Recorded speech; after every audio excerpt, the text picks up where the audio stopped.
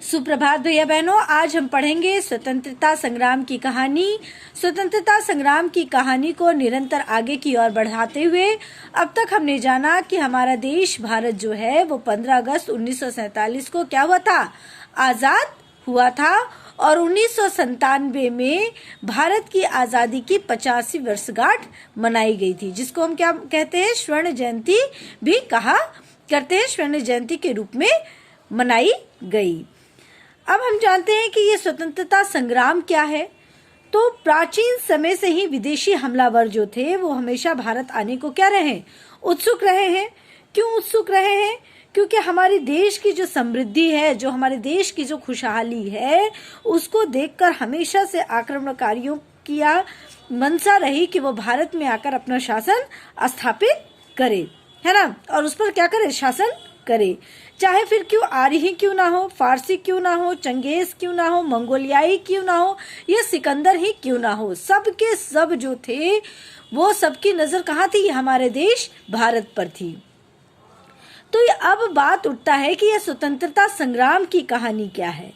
तो स्वतंत्रता संग्राम की जो ये कहानी है, वास्तव में जो था ये राष्ट्र एवं क्षेत्र आह्वान से जो था वो प्रेरित भारतीय सैनिकों द्वारा भारतीय राजनीतिक जो संगठन थी उसके द्वारा संचालित अहिंसावादी और सैन्य आंदोलन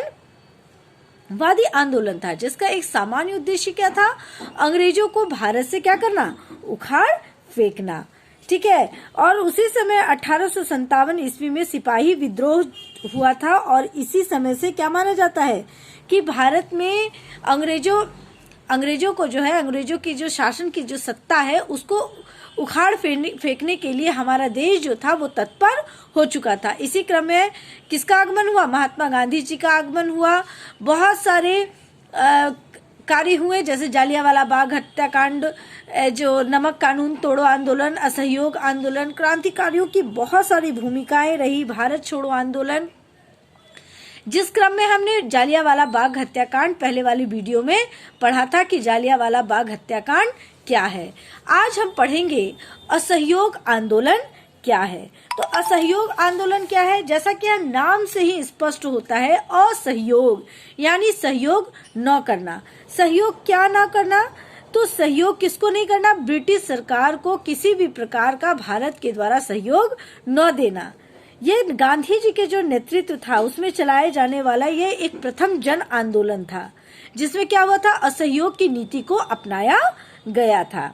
ठीक है, जिसमें ब्रिटिश सरकार को किसी भी प्रकार का भारतीयों के द्वारा किसी भी प्रकार का सहयोग न देना। और इसकी सबसे बड़ी विशेषता मालूम है क्या है, इसकी सबसे बड़ी विशेषता है कि इसमें मध्यम वर्ग, किसान और श्रमिक सभी वर्ग की क्या थी, भागीदारी थी। और इसीलिए इसको क्या कहा गया था, प्रथम जन आंदोलन भी कहा गया था। यह आंदोलन का प्रस्ताव जो था नागपुर अधिवेशन में दिसंबर 1920 को क्या हुआ, प्रस्ताव पारित हुआ, जिसमें लोगों से आग्रह किया गया था कि स्कूल, कॉलेज और न्यायालय क्या कर दिए जाए, ना जाया जाए, किसी प्रकार का कर ना चुकाया जाए, यानी किसी भी प्रकार से हम ब्रिटिश सरकार को सहयोग न करें। अब क्या कहता है कि 1920 में कलकत्ता में कांग्रेस का अधिवेशन हुआ। यहाँ महात्मा गांधी ने कहा अब ब्रिटिश सरकार जो है सहयोग संभव नहीं है। स्वतंत्रता प्राप्ति के लिए हमारे द्वारा अहिंसात्मक सहयोग की नीति क्या होगी, अपनाई जानी चाहिए। नागपुर अधिवेशन में पूर्ण स्वराज्य का लक्ष्य घोषित किया गया, जैसा कि मैंने अभी आप लोगों को बताया था कि दिसंबर 1920 को नागपुर अधिवेशन में यह प्रस्ताव क्या हुआ था, पारित हुआ था। 1921 में असहयोग आंदोलन चलाने की घोषणा कर दी गई।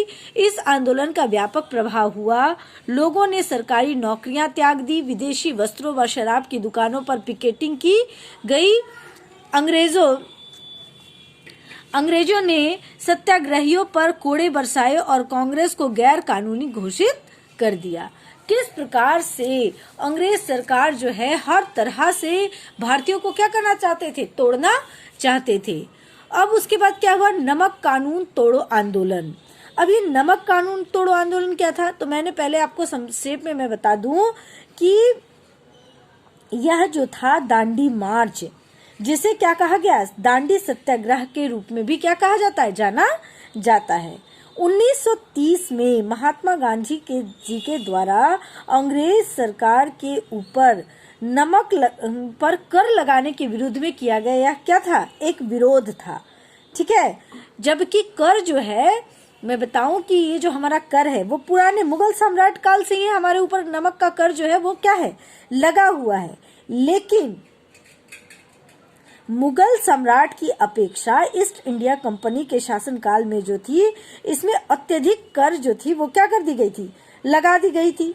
इससे ईस्ट इंडिया कंपनी के व्यापारी जो थे उसको क्या होता था, काफी फायदा होता था। और ऐसे में भारतीयों द्वारा इसकी आरंभ से ही क्या की गई, निंदा की गई है, जिसमें गांधी जी ने 1930 में एक व्यापक इसको मुद्दा के रूप में क्या किया, उठाया। किसको, इस नमक आंदोलन को। और इस आंदोलन में लोगों ने क्या किया, गांधी जी के कदम से कदम मिलाकर साथ दिया और उसके पैदल यात्रा की।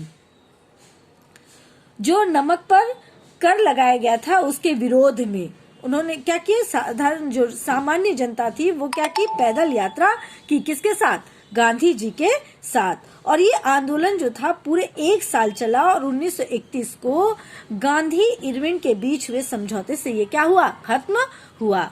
देखिए आपके पुस्तक में क्या लिखा हुआ है कि